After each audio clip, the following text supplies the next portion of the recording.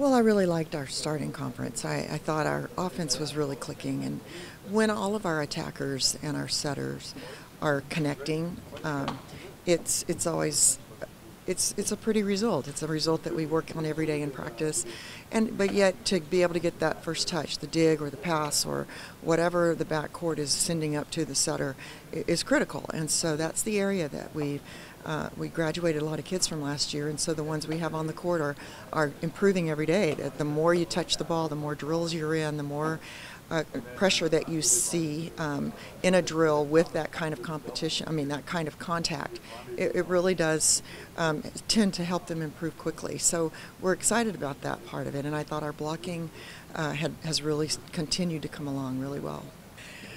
I would definitely say it was complete. It balanced, when you see Sully getting so many sets and so many kills, I don't want to sound, facetious that it was balanced, but we're going to go to her as much as we can until they can stop her. And so in that regard, she kind of balances everybody else out for sure.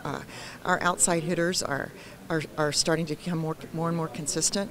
I thought Babers in the middle also was very tough for them to stop.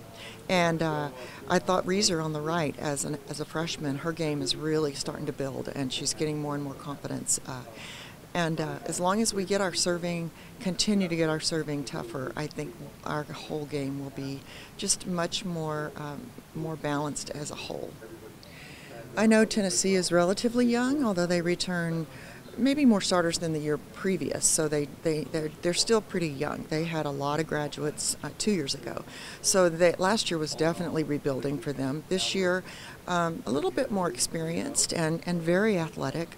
They've had mixed results, so I think we match up pretty well with them as long as we've got our blocking and defense really kind of dialed into a couple of attackers that seem to be doing the most damage for Tennessee.